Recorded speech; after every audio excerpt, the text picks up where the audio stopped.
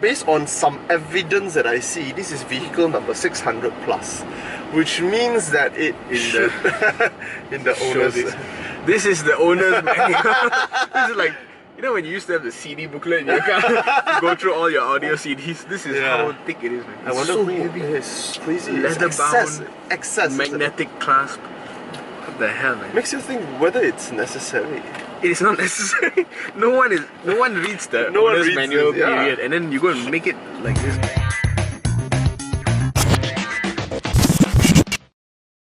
Autophiles, we're a bit overwhelmed. We are in a Series 1 Phantom 7. Rolls-Royce feels a little bit excessive. Not a little bit, excessively excessive. First impression, what is your impression about this car? It really now shows its age. I found evidence that this is car unit number 600 over, which means that it should be produced in the second year, if I'm not mistaken. Which means this car is 11 years old, 12. To me, the styling, okay lah, I mean, I can live with it, but BMW took over Rolls-Royce.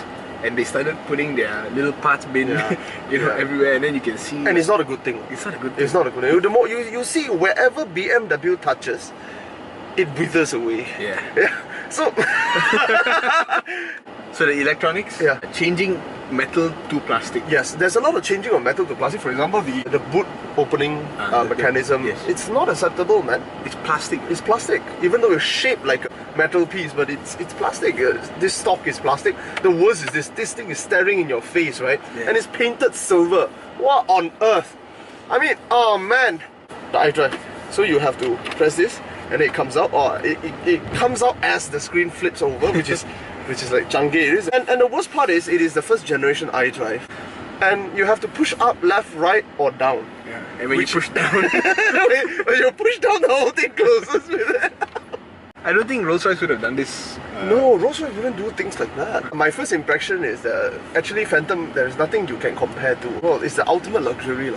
So when I get in here and I see little BMW touches here and there, it cheapens the whole experience. The only thing you can compare to actually is its past. And maybe its future. If you think Bentley is a comparison, it's not. Because Bentley is Rolls-Royce for most part of its years. After the split, when BMW took over Rolls-Royce and VW takes over Bentley, they decided to differentiate the brand. So for example, a Bentley Continental Flying Spur, it is basically like an Audi A8, which is slightly extended. Some people will comment that, that's Bentley Continental Flying Spur, which is comparable to a Ghost.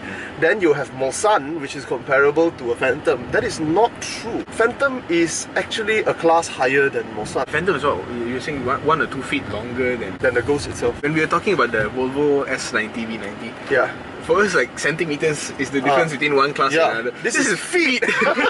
C-pillar is calculated in feet! 2.5 feet! And there's an entire like seatbelt mechanism stored inside there. Yes! There's a mirror as well. So you can look, you lie down, you can look at the side view. You expect a limousine to be just a sedan with a long... It looks like a car, right? Yeah, it looks like a car. But it's not a car. When you're sitting here, the first thing you realize is that you're looking at the roof of other car. We drive next to a Peugeot Alza. The Alza is shorter than us. They were looking up at you like that. And I thought I'm in a sedan, I'm not in an SUV, but the ride height is that of an SUV. They increase the size, not just lengthwise. Yes. They increase it proportionately. Like performance. There's nothing to speak about. Even Rolls-Royce tells you adequate. There's no tachometer there. Power reserve percentage. It's so fast, man, actually. And it's only 6 speed. I still have to remember 2.5 ton.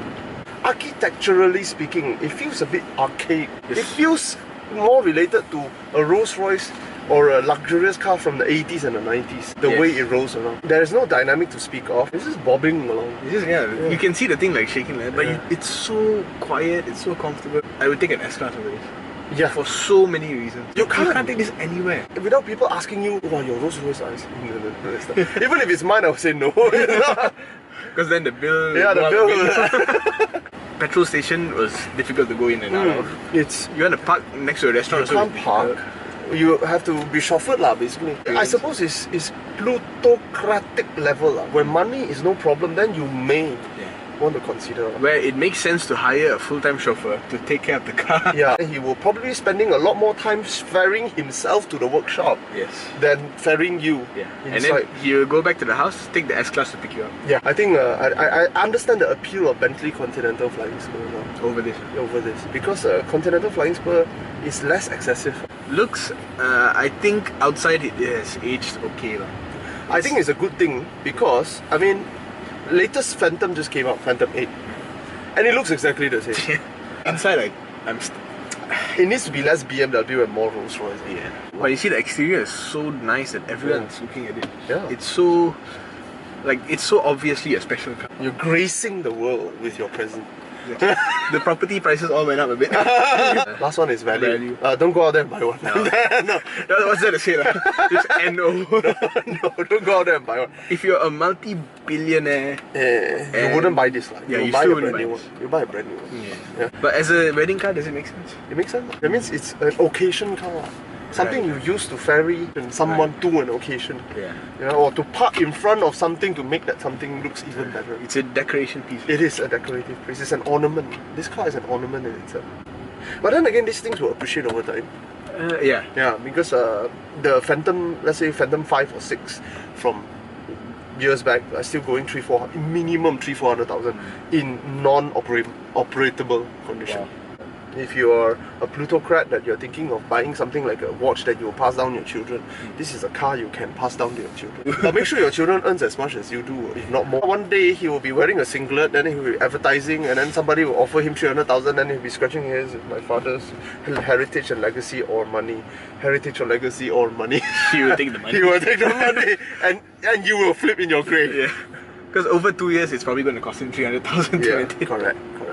Autophiles signing out from the pinnacle of automotive. The most unnecessary. The most unnecessary. You've ever been in. R.